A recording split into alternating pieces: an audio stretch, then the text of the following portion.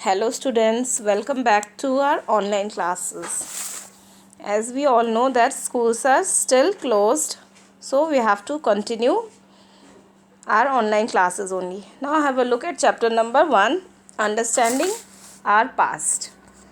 Now what is the meaning of past? Past means गुजरा हुआ जो कल होता है उसको हम कहते हैं past.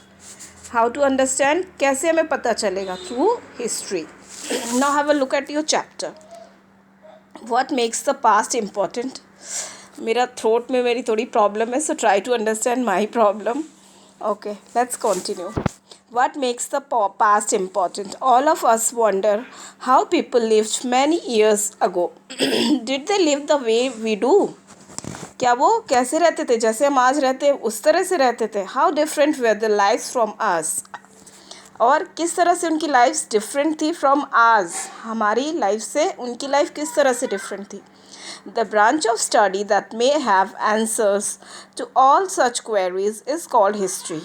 और हमें किससे पता चलती है उनके बारे में? Through history. इसलिए ये सब्जेक्ट आपके करिकुलम में इन्वॉल्व होता है. History is a systematic record of past events. To understand the present, we need to study and understand the past. History क्या है? एक सिस्टमैटिक रिकॉर्ड है ऑफ द पास्ट इवेंट्स, जो चीज़ें हो गई हैं, और हमें उसको समझने के लिए what we need to do, हमें अपने पास्ट को समझने के लिए we need to understand history. We need to study and understand the past. However, it is important to get written records of all past events that happened thousands or maybe millions of years ago. और जो चीज़ें बहुत बहुत साल पहले हो चुकी हैं, the events which have already happened, that is recorded in a written form or some other forms that we will learn in this chapter. People probably did not know how to read or write. और उस time पे क्या था? People were not aware of that how to read and write, so we do not have written records of that period. Means बहुत पुरानी जो हमारी history है वो written नहीं थी. That's why we are unaware of those past events. This period is known as prehistory. और इस period को क्या कहते हैं हम? That is known as a prehistory. The period for which written records are available is called the historic period. और जिसके हमारे पास रिकॉर्ड्स हैं, the records which are available to us, that period is known as historic periods. Evolution is the process of change over time over millions of years. और evolution क्या है? It's a process of change that is taking from such a long time, from millions and millions of years ago. The earth has existed for millions of years.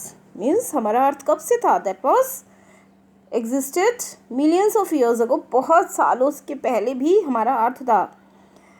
By doing research on the layers of old rocks, we can find out about its past. और कैसे में पता चलता है? Through very researches जो scientist लोग करते हैं on the layer of our earth. Rocks पे जो लेयर्स हैं कि how old that is, to know the year. We know that living things have changed over time because we can see their remains in these rocks. These remains are called fossils. और ये remains, ये जो thousands of years, millions of years के जो old record, not actually records, जो rocks पे available हैं ये सब चीज़ें, that is known as fossils. Now move to next page. Ordering of past events on a time scale. अब देखो पास्ट इवेंट्स को किस तरह से स्केल सिस्टमेटिकली अरेंज किया गया है. When we know the dates of past events we get to know the sequence in which they occurred. जब हमें पास्ट डेट की इवेंट्स हमें पता चलती है तो हमें सीक्वेंसेस उसके, ऑब्वियसली हम जब उसको सिस्टमेटिकली नहीं रखेंगे तो we won't be able to understand ना कि कब किस ईयर की कौन सी इंसिडेंस है. If that is not arranged properly, we can then get an idea of what happened first and what event happened after that. And through these events we came to know कि कब कौन सी event हुई थी exactly. Suppose for बहुत easy सा example ले लो, अगर आप अपने कोर्स में ही अगर आप फर्स्ट यूटी हाफ ईयरली ये सब नहीं मेंशन करोगे, then how will you be able to understand कि क्या चीज़ें हो चुकी हैं हमारी and what the things will come in the next term. In the same way, these past events were arranged systematically to understand that how things has happened. Chronology is the order in which a series of events take place. Historians use chronology as the first step towards understanding historical events. In this way, they can put all past events in a proper order. अब देखो chronology क्या है? Systematically arrangement of the things. Arrangements of the history actually, or the historians, they have arranged it systematically according to their proper order. The birth of Jesus Christ is the reference point from which historians count dates. The dates of years before Christ's birth are counted backwards and are referred to as BC, that is before Christ. Means Jesus के birth के before, उनके birth के पहले जो भी चीज़ें हुई हैं that is counted as BC or BCE, before Common Era. For instance, any event that happened 10 years before the birth of Christ is said to have taken place in 10 BCE. The bigger the number when the dates is in BCE, the earlier it happened. Means जितना भी numbers बड़े होते जाएंगे, increase होते जाएंगे, means वो उतनी जल्दी हुआ है, that earlier it took place. The years after Christ's birth are noted as AD, Anno Domini, which in Latin means in the year of the Lord. अब देखो क्राइस्ट के बर्थ के आफ्टर जो ईयर्स काउंट होते हैं that is known as anno domini, और उसको क्या कहते हैं हम? CE, दैट इज़, और एक नाम है that is common era. These years are counted forwards, that is 99 CE comes before 100 CE, means यहाँ पे हम लोग systematically चलेंगे. To arrange historical events in a chronological order, historians refer to a timeline. और इन चीज़ों को systematically arrange करने के लिए they have followed a timeline. Geographical framework. Geographical factors have a great influence on the history of a country. अब देखो geographical factors भी बहुत इंपॉर्टेंट थे for which has affected the history of our country. हमारी country की जो history affect हुई है, जिस भी तरह से वो मोल्ड हुई है, just because of geographical factor also played an important role in that. Means it is also having a good contribution. The Indian subcontinent has distinct geographical features. अभी वो कौन कौन से जोग्राफिकल फीचर्स हैं? The vast northern Gangetic plains around which humans settled first was very fertile. Thus many kingdoms emerged in these plains. अभी देखो past में जो है नॉर्दर्न इंडो गैंजेटिक जो प्लेन्स थे that was very well settled, because वहाँ पे जो सॉइल थी that was very fertile, because water was also available over there. So वहाँ पे सबसे पहले जो है बहुत सारी किंगडम्स और बहुत सारी कम्युनिटीज़ जो है वहाँ पे एमर्ज हुई हैं just because it was very fertile. The southern peninsula was divided into smaller regions by mountains, plateaus and river valleys. अब देखो साउदर्न जो पेनिनसुला थे that were divided into small regions, mountains, plateaus, और southern regions हमें पता है that is not very fertile, और वहाँ पे बहुत सारे माउंटेन्स, प्लेन्स और रिवर्स होते हैं, प्लेटोज होते हैं. So that was divided according to that. The great Himalayas in the north acted as a barrier between India and central Asia, but people use the passes in the mountains as routes of contact. अब देखो Himalayas that was acted as a barrier, means वो एक तरह से हम कह सकते हैं बैरियर कर रहा था, बाउंड्री कर रहा था किसको? इंडिया में और सेंट्रल एशिया में. Means it was dividing, it was playing a role of partition, कह लो एक तरह से वो पार्टीशन डाल रहा था between India and central Asia. But people क्या करते थे? They use to pass from these mountains as routes of contact. But people, वहाँ के लोग यहाँ भी आते थे एंड यहाँ के people they were use to visit over there also. These routes of contact were used for different purposes. अभी देखो किन किन purposes के लिए ये routes use होते थे. Traders travel along these routes to buy and sell goods. Traders क्या करते थे, वो अपने finished good को sell करने के लिए वो they used to travel from one place to another. People from cold arid places came here in search of livelihood. अब देखो जहाँ पे the weather was very extreme, जैसे कि cold है तो बहुत cold है, so people used to came from those reasons to survive and to have their livelihood in plains. Many tribes entered India from the northwestern side, presently day Pakistan, Afghanistan, through the mountain passes. देखो बहुत सारे लोग, बहुत सारी tribes जो होती है, जो जनजातियाँ होती है, दे यूज़ टू ट्रैवल. वो कहाँ पे आती थी उस time? Eight that time partition was not taken place. तो पाकिस्तान में है वो रीजन, अभी अफ़गानिस्तान और पाकिस्तान के बीच का जो रीजन है, देयर दे यूज़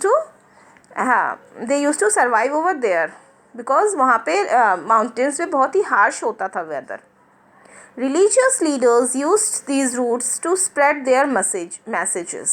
अब देखो religious जो leaders होते हैं, they are supposed to spread their religion. वो अपने अलग अलग followers बनाते हैं. So they used to travel from one place to another to spread their religion. Kings and rulers undertook war campaigns to expand their empires through them. और kings और जो rulers होते थे, they used to travel so that, not actually travel कह सकते हैं, they used to fight. वो उस टाइम यही था कि they used to fight among the kings used to fight among themselves to expand their regions. और जो हार जाता था, that person used to surrender his kingdom to the winner. Now move to next page.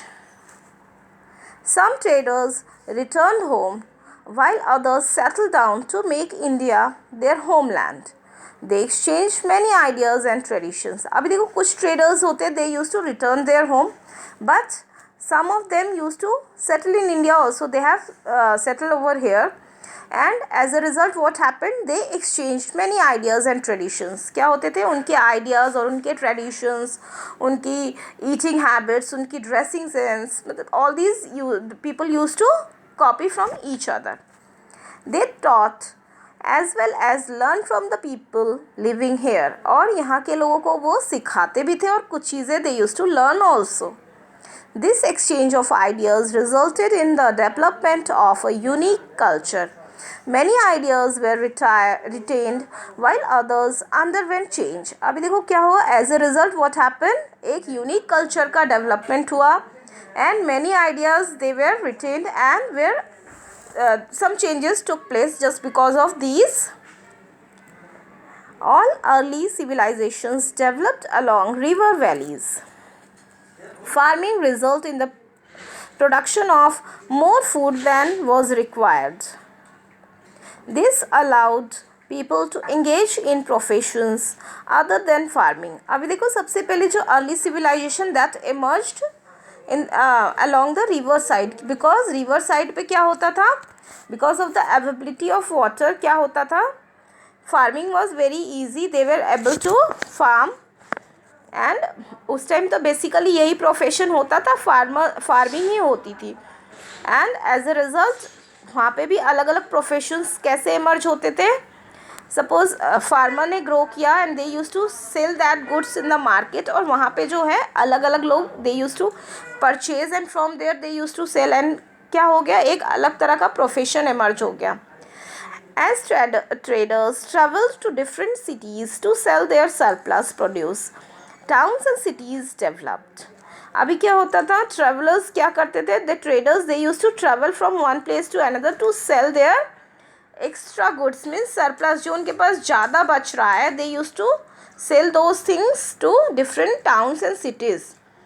Craftsmen began to create better crafts, writing skills developed, and the use of the wheel made transportation easier. अभी देखो उस time तो during many years ago what happened? People used to travel on their foot or through horses, but after the development of as a result of craftsmanship क्या हुआ, धीरे धीरे wheels का development हो गया and wheels, just because of wheels transportation जो है बहुत ज़्यादा फास्ट हो गया.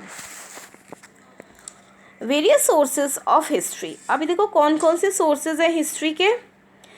Historians have to use evidence or clues to write history and give us a complete picture of the past. अभी देखो historians they used to search for clues to write history because complete picture जो है एक person के लिए possible नहीं होती थी कि to give the whole picture of the society. Have you ever wondered where do they get these clues and evidences from? अभी सोचो कि उन्हें वो क्लूज़ कहाँ से मिलती थी. There are several sources from which we may get information about the past. अभी देखो बहुत सारे सोर्सेज हैं जिससे हमें पास्ट के बारे में पता हो चलती थी. And what were they. The two main types of source material are literary and archaeological. अब देखो लिटरेरी सोर्सेज में क्या क्या आएंगे, ऑब्वियसली जो रिटन होते थे. ऑल्दो उस टाइम की राइटिंग्स और इस टाइम की राइटिंग्स में there is a lot of difference, but historians they use try to understand and learn those languages. Now have a look. Literary sources refer to any written account. Literary sources में क्या है, जो भी written account है long ago before paper was used. और पहले तो paper का इवोल्यूशन नहीं हुआ था and they use to there were no books and copies and where they used to write on a palm leaves. वो लोग palm के leaves पे लिखते थे और on the bark of the birch tree, एक tree होता है उसकी छाल पे they used to write down. Literary works include religious books, accounts of foreign travelers and writings on cave walls or stone tablets. अभी देखो लिटरेरी वर्क्स में है और क्या क्या चीज़ें आती हैं. कुछ रिलीजियस बुक्स भी आ गई बाद में. एंड फॉरेन ट्रैवलर्स, जो फॉरेन से यहाँ ट्रैवल करते थे, they also use to write about India. उनसे भी हमें पता चलता है फॉरेन अकाउंट से कि क्या थी हमारी इकोनॉमिक कंडीशन और सोशली हम कितने डेवलप थे. And along with that caves और वॉल्स पे आप कभी विज़िट करना, पुराने जो मंदिर वगैरह बने हुए होते हैं. There are many things written on the walls. आप देखोगे उनके वॉल्स पे बहुत कुछ इनक्रेव की होती है अलॉन्ग विद पिक्चर्स. उसमें पिक्चर्स भी होते हैं. Each of these tell us about the social, political, economic and cultural conditions during the time in which they were written. और ये हमें क्या शो करते हैं कि हमारी सोशल, पॉलिटिकल और इकोनॉमिक कंडीशन क्या थी एंड अलॉन्ग विद दैट हमारी कल्चर्स कैसे थे, कितने डेवलप थे हम लोग. Most ancient books found in north India were written in Sanskrit, Pali and Prakrit. Means इससे हमें पता चलती है कि संस्कृत, पाली और प्राकृत जो है मिडिवल जो लोग थे, they used to follow these languages. Tamil was mainly used in South India. और तमिल जो लैंग्वेज था that was used in South India. Still Tamil is used over there. But हम लोग पाली और प्राकृत नहीं यूज़ करते, ओनली संस्कृत यूज़ करते हैं. Sanskrit is taught in your curriculum, but Pali and Prakrit से हम बिल्कुल भी अवेयर नहीं हैं. Several literary sources from the ancient period were written in scripts that are no longer used and are therefore unknown to us. और बहुत सारे लिटरेरी सोर्सेज हैं अवेलेबल हैं, but we don't know about all those things because वो हमारे understanding के परे हैं. We are unable to understand those languages. For example the Harappans use a pictographic script which historians have not yet been able to decipher. Harappan culture में they use to drop pictures. वो किसी भी चीज़ को एक तरह से चाइनीज़ लोग जैसे एक पिक्टोग्राफ फॉलो करते हैं, इन द सेम वे वो pictographic language they use to write down. और still historians they are unable to depict about that language. अभी भी उनके बारे में हमें पता नहीं चलती है. Now next is archaeological sources. I think यहाँ तक आपको समझ में आ गया होगा कि किस तरह से development has took place and with the development of wheels किस तरह से ट्रांसपोर्टेशन ईजी हो गया. बट नॉट लाइक अस, हम लोग तो विद इन मिनट्स कहाँ से कहाँ ट्रेवल करते हैं because of air transport that was not developed, but at that time that wheel was a revolutionary development for the ancient people. and literary sources में हमने लर्न किया कि किस तरह से अलग अलग लैंग्वेजेस जो है उस टाइम पे फॉलो किए जाते थे, अलग अलग languages, and along with that pictograph was followed by the Harappan culture. Now next is archaeological sources. अब देखो आर्कियोलॉजिकल सोर्सेज क्या होते हैं. Archaeological sources are objects from the past. These could be ruins of buildings, pieces of pottery, tools, coins और jewellery. अब देखो archaeological sources में जो है पुरानी बिल्डिंग्स और उनकी जो पॉटरी, टूल्स, कॉइन्स, ज्वेलरीज, ये सारे किन में आ गए, आर्कियोलॉजिकल सोर्सेज में आ गए. These objects reveal the level of development of a society. और ये किस चीज़ को शो करती हैं, how developed people were and the expertise of craftsmen of that time. और उनके crafts कितने डेवलप थे. We can learn from these crafts. उनके जो अलग अलग चीज़ें अवेलेबल है still we used to learn. एक छोटा सा एग्जांपल ले लो, आपकी दादी की जो ज्वेलरी थी अभी वो कैसी है, हमारे जो अभी प्रेजेंट डेज में हम लोग यूज़ करते हैं, दैट वाज वेरी डिफरेंट ना. वो लोग बहुत मोटे मोटे से ज्वेलरीज वेयर करते थे, ऐसे गोल से होते थे. पैरों में भी जो पायल थे, एंकलेट्स वेयर ऑल्सो, मतलब बहुत ही मोटे से होते थे. नेक्स्ट पेज पे देखो, have a look at the picture, आपको समझ में आएगा. तो इस तरह की jewelleries they use to wear. और ये शो करता है कि and these jewelleries were made of basically gold और अदर थिंग्स. बट कितना डेवलप था उस समय का भी culture, that we can see from these jewelleries. Next is coins. They give us information about the economy of kingdoms and the reigning kings. The study of coins is called numismatics. अब देखो coins की जो study होती है, जो इसकी department होती है, that is known as numismatics. और ये अलग अलग किंगडम्स के कॉइन्स को जो है लर्न करते हैं कि किस तरह से economy was divided. Next is monuments.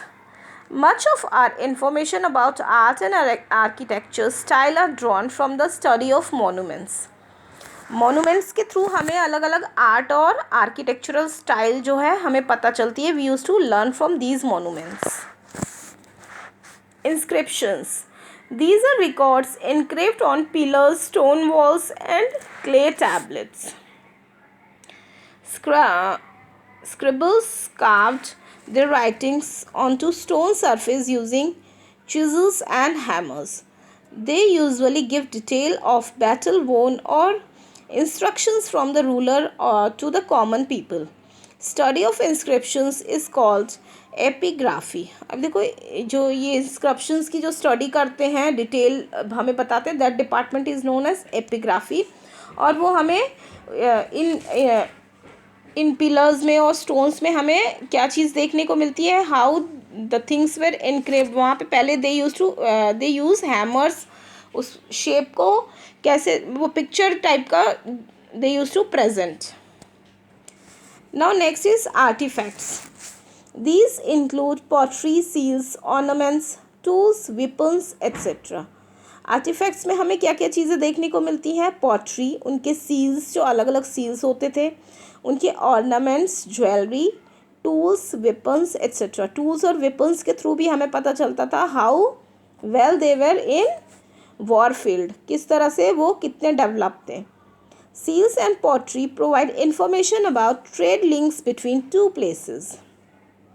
Seals और जो पोट्री होती थी, they use to give information that how trade जो है उन लोगों का व्यापार जो होता था, that was they used to what medium they used to used as a medium of exchange. मतलब हम obviously कोई good purchase करेंगे, we need to pay for that, and what kind of payment, what kind of currency was used at that period, वो हमें इनके through ही पता चलता है.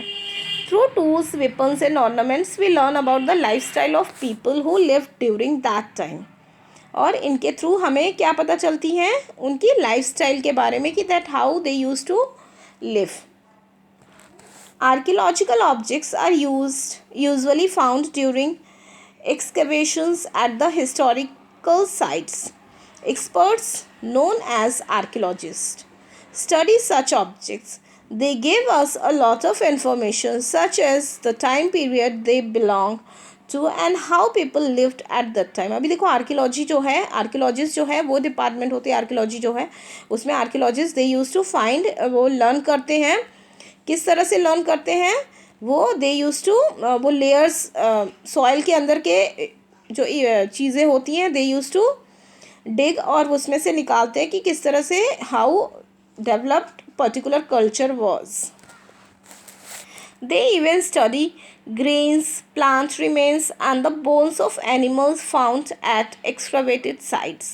और वो अलग अलग ग्रेन्स को, प्लांट्स के जो रिमेनिंग्स होते थे और बोन्स को, इन सब चीज़ों को निकालते हैं टू लर्न दैट हाउ, किस तरह की सोसाइटी थी, किस तरह के एनिमल्स और ह्यूमन बींग सर्वाइव करते थे। तभी तो हमें डायनासोरस के बारे में पता चला है कि such very kind of animals were also at that time.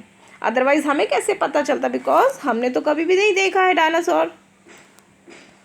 These can provide further details about food, livelihood and religious beliefs of the people in those times. और इन चीज़ों से हमें उनकी फूडिंग हैबिट, लाइवलीहुड और रिलीजियस बिलीफ्स के बारे में, वो कि वो कौन से रिलीजन को फॉलो करते थे, किस तरह की उनकी फूडिंग हैबिट्स थी, क्या खाते थे, ये सब चीज़ें पता चलती हैं। Use of historical sources for writing history.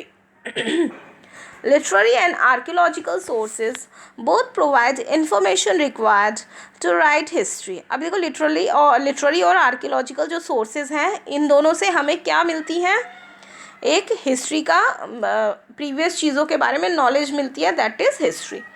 Historians study both literary and archaeological sources together to reconstruct events of the past. और इन दोनों सोर्सेज को वो क्या करते हैं, टुगेदर रिकन्स्ट्रक्ट करते हैं टू अंडरस्टैंड आर पास्ट, हमारे पास्ट में जो जो चीज़ें हुई हैं उनके बारे में। Using clues provided by the various sources, और इनके थ्रू वो बहुत सारे क्ल्यूज निकालते हैं, बिकॉज एग्जैक्ट तो गैस करना कुछ भी पॉसिबल नहीं है। बस हम लोग उन चीज़ों से जिस्ट बना के वी कैन अज्यूम कि हाँ these kinds of things has happened in the past. History is thus a systematic study of past events by historians, and in this way we can say that history क्या है, एक systematic study है about the past events, जो चीज़ें हो चुकी हैं हमारे past में। To accurately interpret history, historians must consider all sources available and must not impose their own thoughts or ideas on the information they provide. अभी देखो हिस्टोरियंस जो है वो when they are assuming, not actually assuming, जब वो gist बना रहे थे थ्रू वेरियस सोर्सेज, वो अपने आइडियाज़ को उसमें नहीं इन्वॉल्व करते हैं to give their assumption. they should use both types of sources to confirm their interpretation. वो जो भी इंटरप्रिटेशन करेंगे वो उसको कन्फर्म करना पड़ेगा। They use to confirm that through various sources, उसे प्रूव करने के लिए they use to show the things of the past like fossil fuels, jewelry and all these things.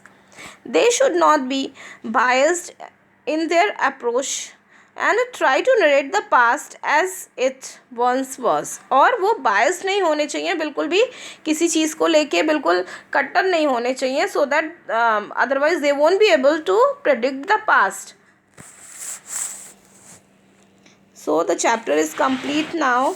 I think आपको समझ में आ गई होगी कि किस तरह से history was use as a medium, why history is involve in your curriculum, because आप लोग बहुत सारे बच्चे परेशान रहते हो कि हम लोगों को हिस्ट्री क्यों पढ़ाया जाता है, but it is an important part so that we will be able to understand our past. और जब हम पास्ट को समझेंगे then only we will be able to improve our future. Present में वही वर्क तो करेंगे जो पास्ट में लोगों ने हो सकता है कुछ मिस्टेक्स क्यों, we will try to improve that and we will try to, after improving हम लोग we will be able to make our future best.